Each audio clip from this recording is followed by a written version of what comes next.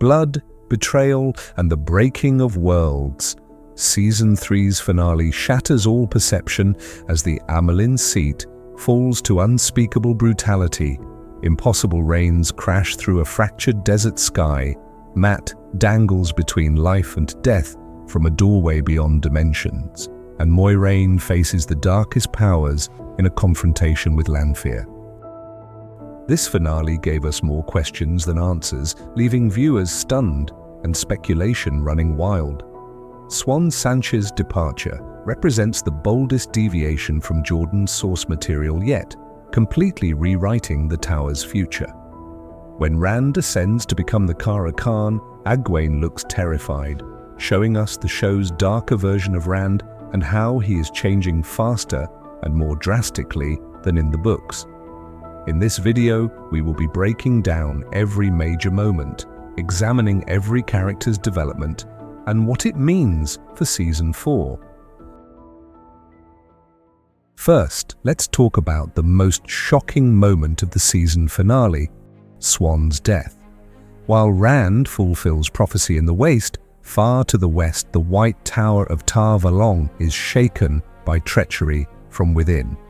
The White Tower coup began with strategic planning, political manipulation, and a sinister effort to isolate Siuan from her base of support.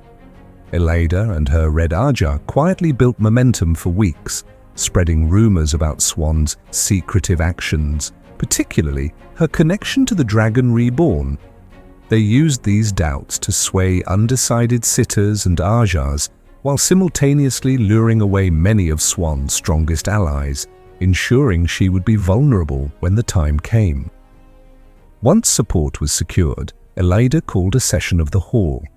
There, she formally charged Siuan with treason, abuse of power, and endangering the Tower by keeping secrets about the dragon. With all of her defenders absent, Siuan had no ability to resist. Siuan's long quest with Moiraine to find and guide the Dragon Reborn, conducted in secret without the Hall's approval, is turned against her as evidence of treachery.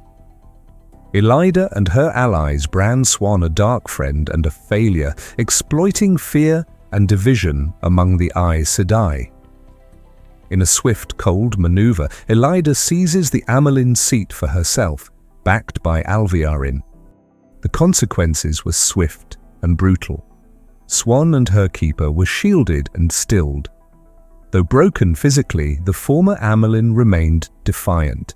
She delivered a final speech. I am Aes Sedai.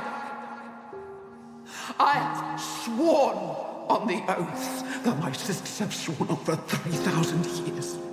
So, you hear my words and know that they are true. If you stay here, you will burn with this tower that you claim to love. But I will never burn, because I am Siuan Sanche, daughter of the river, water itself. And I defy you. I defy you, Elaida. This moment dramatically redefines the stakes of the show by sharply diverging from Robert Jordan's original story. In the books, Siuan is deposed and stilled but survives. She becomes a key figure in the rebel Aes Sedai movement, helps establish their base in Salidar, advises Egwene as the rebel Amelin, and even regains a partial ability to channel. Her arc of redemption and reinvention is one of the series' most powerful. The show's decision to execute her erases this entirely, cutting a storyline centered on rebellion, healing, and leadership. Her death instead paints Elaida as a ruthless usurper and reveals how deeply the White Tower has been compromised. The finale implies the Black Ajah now controls the tower. Siuan's loss also deeply impacts Moiraine, who not only loses a key political ally, but also her oldest friend and secret lover. The show highlights their bond by having Moiraine sense Siuan's death, later channeling that grief into renewed resolve against Lanfear. With Siuan gone, the White Tower is left leaderless and exposed, setting up a fractured Aes Sedai order, split between Elida's authoritarian regime and those who oppose her. Moiraine, still absent on her quest with the Dragon Reborn, may now be forced to fill the leadership void. In ending Siuan's story early, the show sacrifices one of the series' most compelling redemption arcs and leaves the Tower more divided, chaotic, and unprepared for the storm ahead. Rand's path is significantly complicated by Lanfear. The Daughter of the Night initially approached Rand with apparent support and guidance. Yet when he rejects her after learning who she truly is, her mask slips to reveal her unrestrained fury.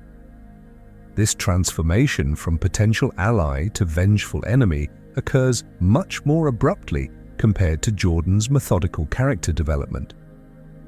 In the novels, Lanfear's obsession with Rand grows gradually like a poisonous vine that slowly tightens its grip as she attempts to manipulate him through subtlety before eventually revealing her true nature. Her jealousy of any woman who captures Rand's attention festers across multiple books, her possessiveness becoming increasingly dangerous while she maintains a convincing facade of helpfulness. The show compresses this character arc dramatically, sacrificing the slow-burning menace of Lanfear's character for a more immediate conflict.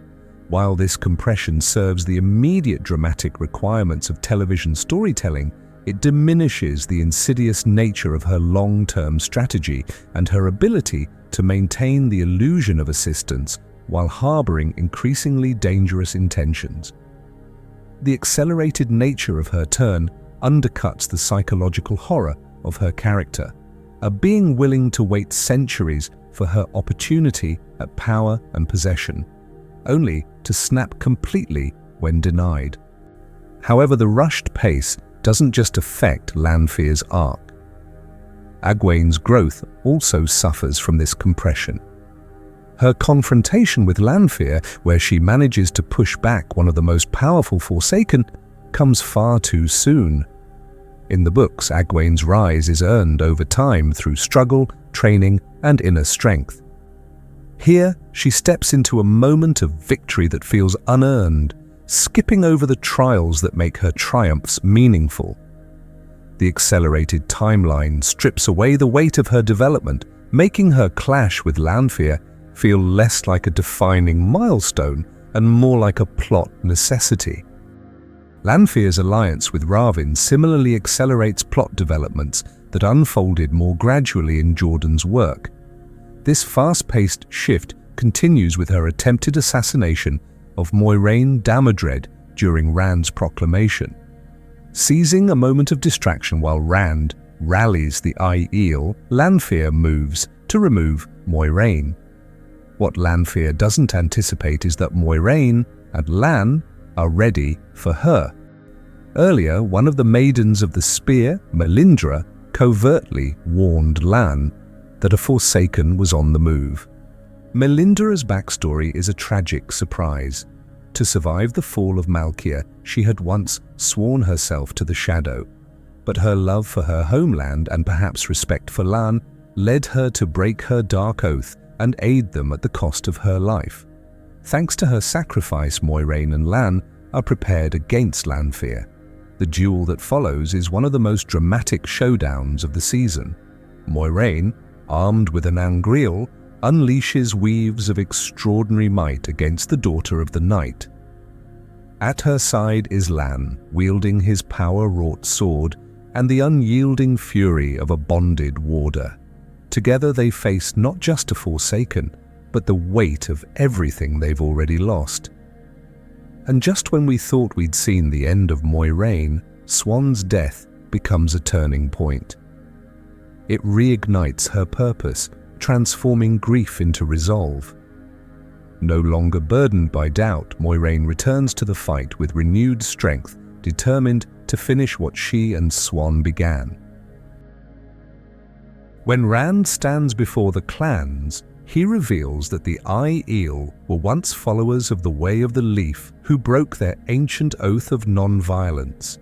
This strikes at the very foundation of who they believe themselves to be. Their warrior society, their honor system, their entire way of life rests upon what they now learn is a fractured history. Couladin's challenge, backed by Lanfear's deception with false dragon markings, creates the perfect crucible for Rand's ascension. The clans teeter on the edge of disbelief and civil war as two men claim the title of Kara Khan. The tension builds masterfully, reflecting the cultural weight of this moment for a people defined by their adherence to prophecy and tradition. What follows transcends mere power display.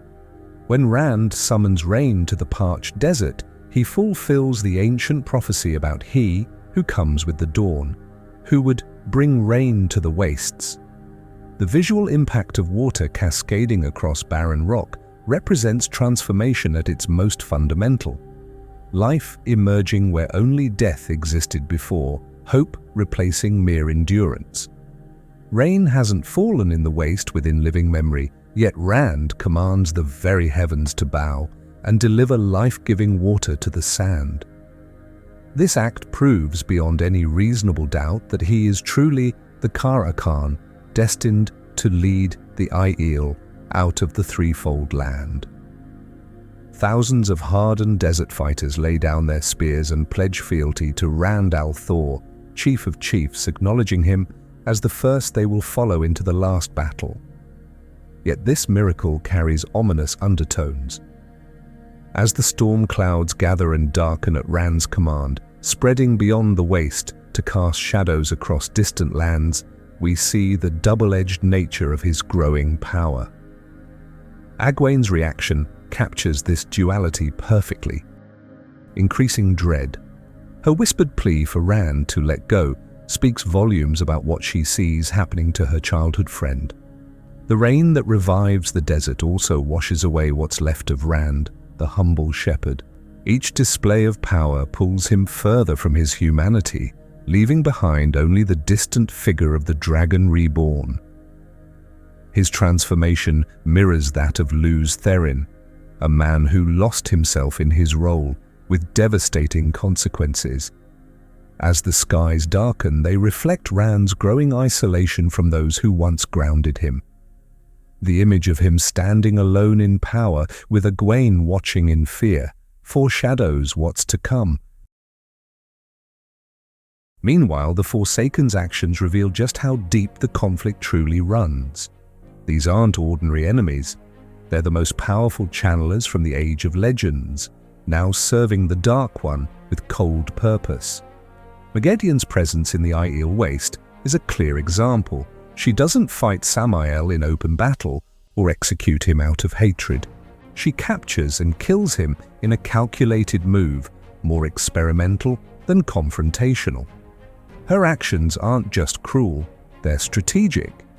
In one quiet moment, she removes a rival, ruins Moiraine's plan to use Samael as a teacher for Rand, and strengthens her own position. This isn't random treachery, it's how the Forsaken operates. The Dark One fuels competition among the Forsaken. There's no unity, only ambition. Each Forsaken wants to be the one who rises above the others, and so they betray, manipulate, and destroy one another, while the Dark One watches and benefits.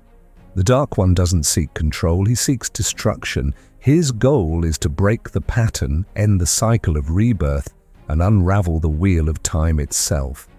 The Forsaken are his instruments, spreading chaos by targeting Rand, destabilizing nations and weakening the last pillars of order. Evidence of this growing rot is everywhere. The seals imprisoning the Dark One are failing. Despair and fear creep into every corner of the world.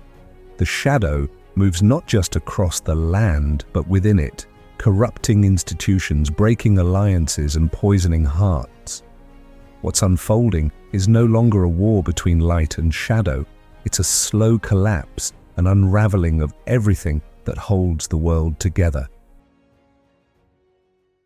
While prophecy reshaped the Aiel Waste and a coup fractured the White Tower, another critical storyline unfolded in the port city of Tanchico.